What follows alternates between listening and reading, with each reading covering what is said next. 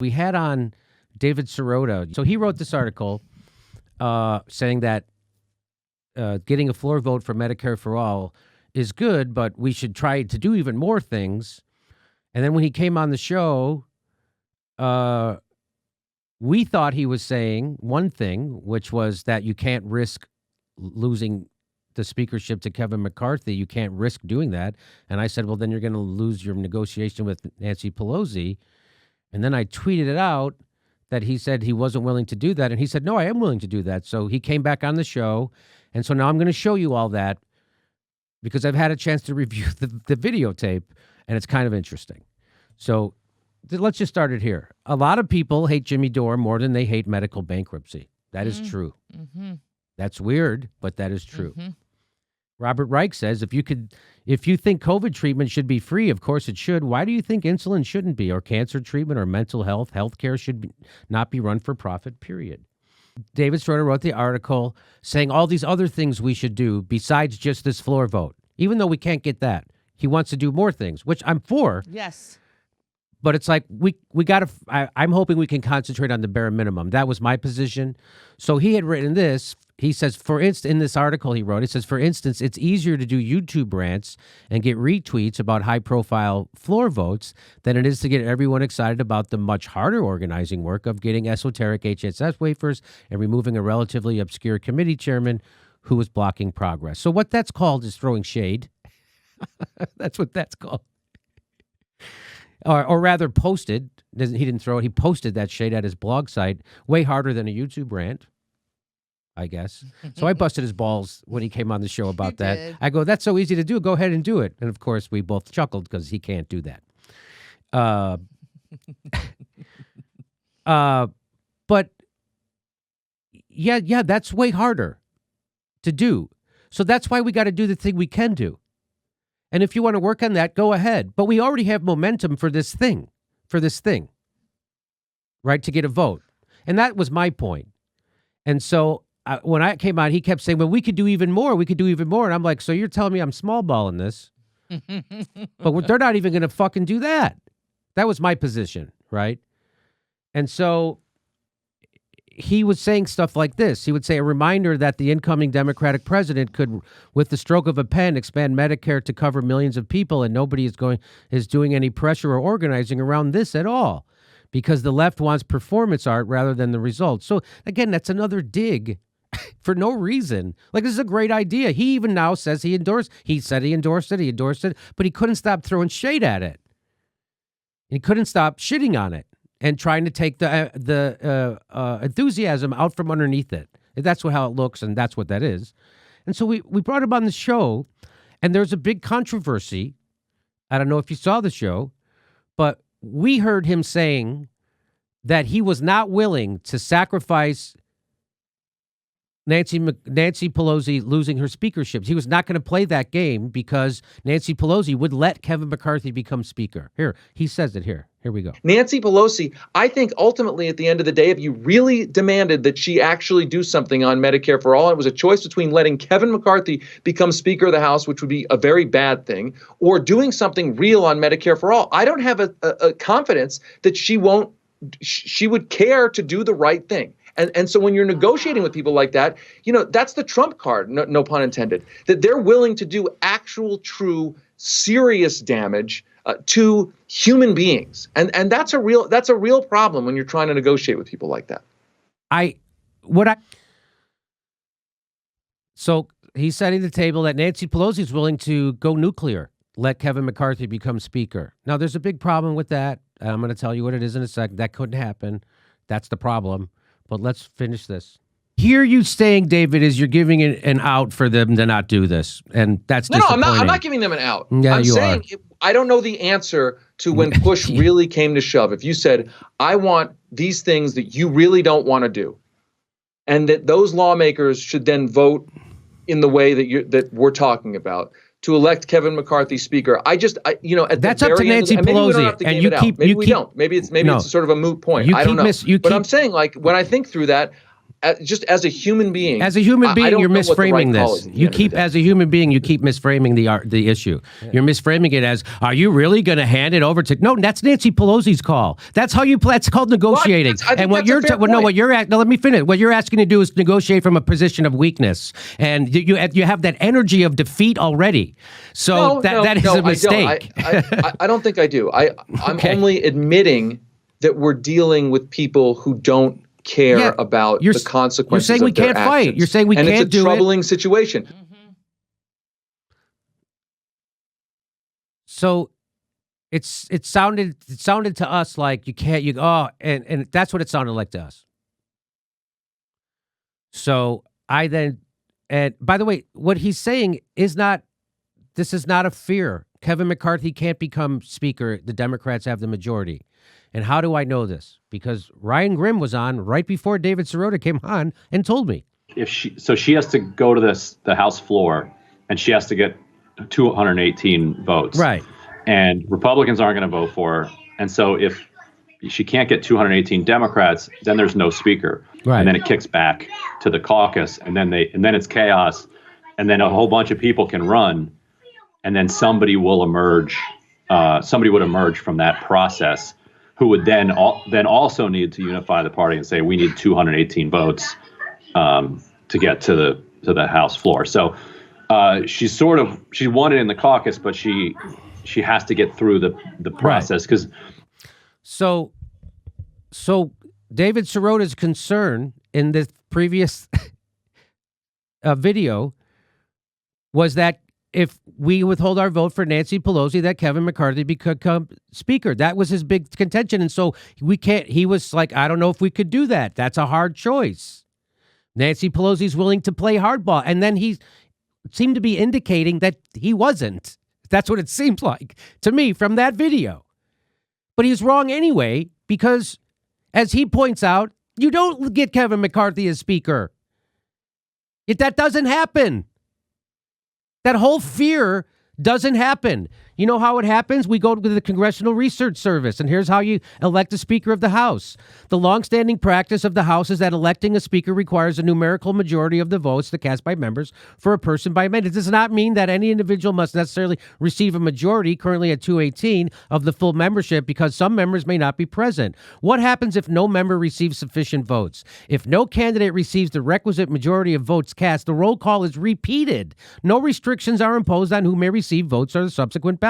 For instance, no candidate is eliminated based on receiving the fewest votes in the floor election, and a member's vote is not limited to individuals who receive votes in previous ballot. So that was his whole concern. His whole concern was wrong.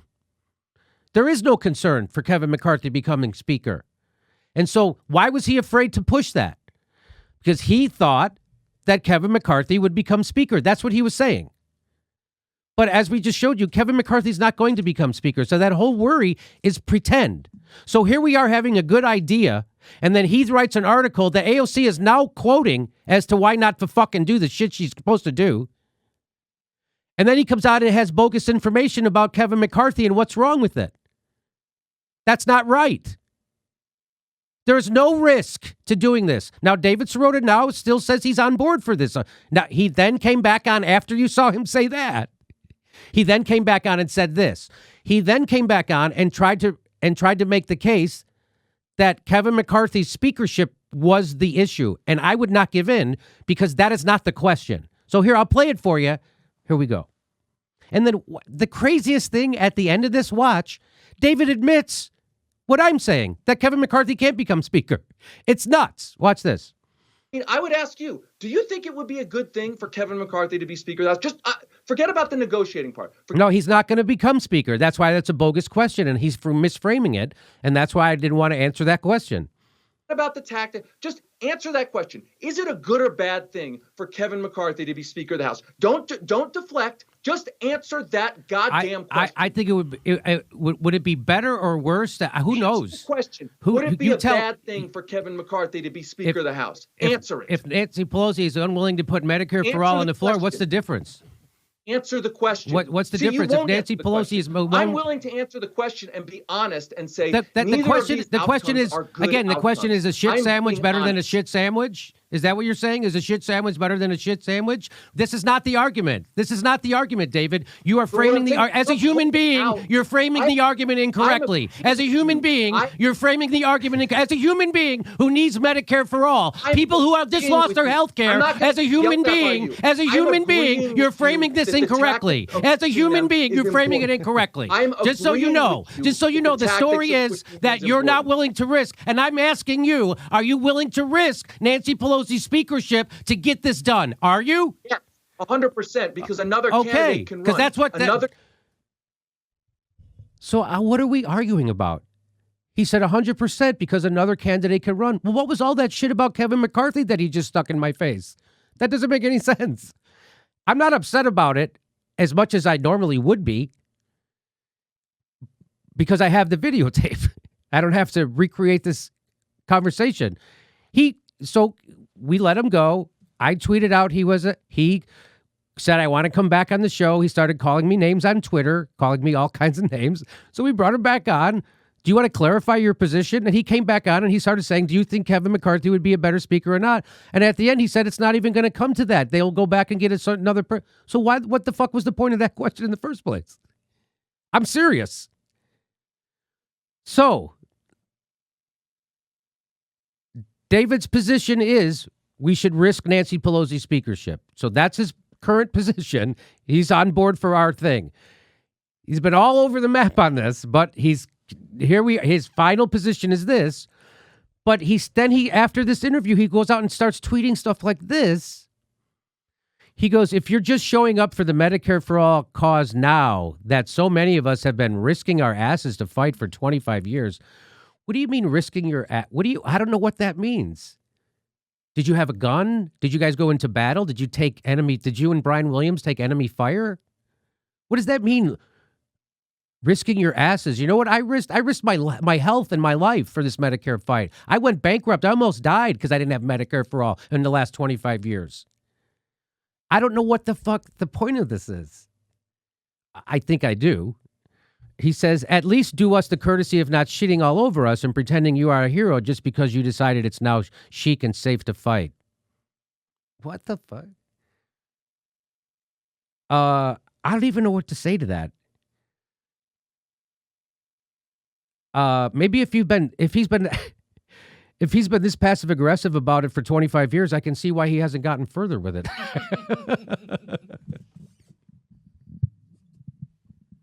So that's a guy who's upset that a jagoff comedian came along and did something that he wasn't doing. That's all that is. I get that. I get jealous too.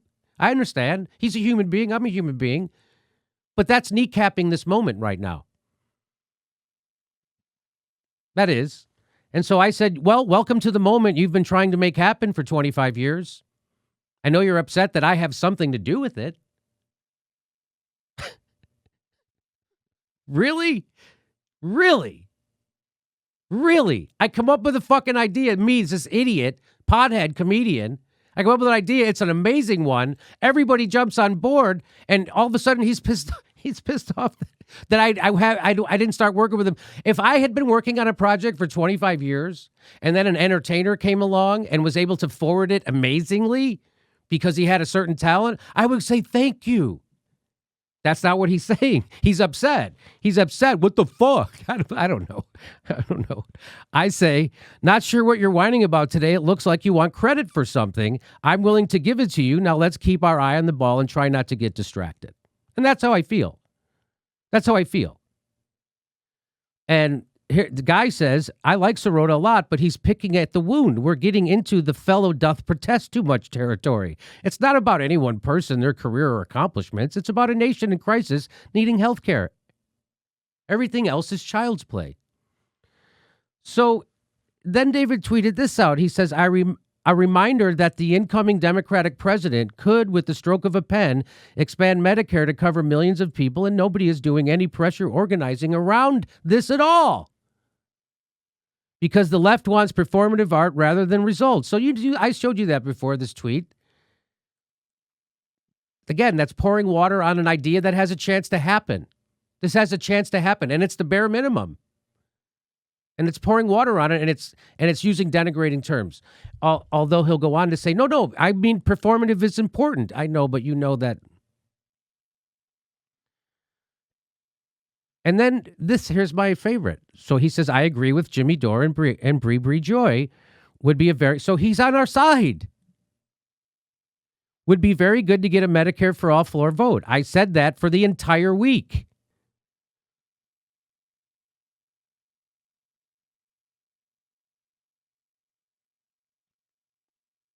That's not completely candid.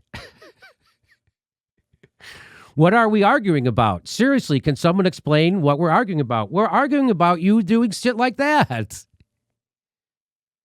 That you come out and you say one thing, we agree, and then you go out and you tweet that and you say the other thing. That's what we were arguing about. But we're not arguing anymore because this was his last one. So now we're on the same page, and that's good. So, I'm a fan of David Sirota's investigative journalism. I always have been. I always feature him on the show, no matter how mad he gets at me or how many names he calls me on Twitter. I'll still feature his work. He does really great investigative journalism. And we need guys like him. But other people play roles too. He has a role, right? I have a role. He has a role. Everybody has a role. And you can't be everything. You're actually on a roll. I'm actually on a roll. We're actually got something going. Why not help it? Why not get on board and help it? And so this looks like he wants to help it now. So I'm going to leave it at that and say thank you for jumping on board with Bree and me and the idea. It's not my idea. It's Politics 101. This is Politics 101. And why didn't anybody else think of it? Why was it that I thought of it? That's the weird thing. Why didn't you already think of it? Why weren't you already pressing this issue? I'm not saying that angrily. I'm saying fucking really. Why weren't you? You, Matt Stahl, all the guys who are the wonks. Why weren't you guys doing this? What about the staffs of the squad? They don't have anybody who thought of this. Nobody else. Nobody in journalism thought. Me. That's what's nuts. That's what makes me want to scream. And then as soon as I get an idea going, everybody, all these technocrats come on. No, this is what you need to do. You have to get a letter and do this. You could do another thing, and then we could do. And then, of course, he was wrong about Kevin McCarthy. The whole crux of his argument was incorrect. There is no risk to doing this. But his article that he wrote, and I don't know if he intended it to be used this way, but now AOC is now using it to tell people why she can't do it, why she can't do the bare minimum, which is to have a vote on the floor. And that was my fear when I saw the article and I saw how he was tweeting. And that's exactly what's happening. So that's too bad. That's unfortunate. So I'm glad this is where we are now. And if you want credit for it, I'll give it to you. Let's get Medicare for all for people, huh? I know what it's like to be sick and to have to walk into a doctor's office and have them tell you no because you don't have the money to pay them right then because you owe them money. When you're sick and dying, I know what that's like. I know what that's like to be humiliated in a doctor's office because you don't have money. And you're sick. And you don't know if you're going to die. I know what that's like. I know what it's like to bankrupt someone. Bankrupted myself, bankrupted my wife. I know what it's like to think you're going to die and then want to kill yourself anyway. I know what that feels like. And I know what it's like to advocate for Medicare for all for the last 30 years because I've been doing it through my comedy. And I've been trying to get people to expand their minds comedically, which is super hard because everybody in comedy tells you don't talk about politics. Because if you talk about politics, as Jay Leno says, you go from being a comedian to a humorist to a satirist, and then you're out of the business. And I did it anyway. Every club owner, every agent told me, don't talk about this stuff. And I did it anyway. And I got an hour special on Comedy Central, and it won awards. And that creates space for other people to do the exact same thing. To use comedy and art to forward ideas politically. And that wasn't easy to do. I took a lot of kicks in the teeth. Just like I'm taking kicks in the teeth to try to get people health care. Everybody fights in their own way. Everybody has their own story. Your pain is ordinary. Everyone's pain is ordinary, including mine.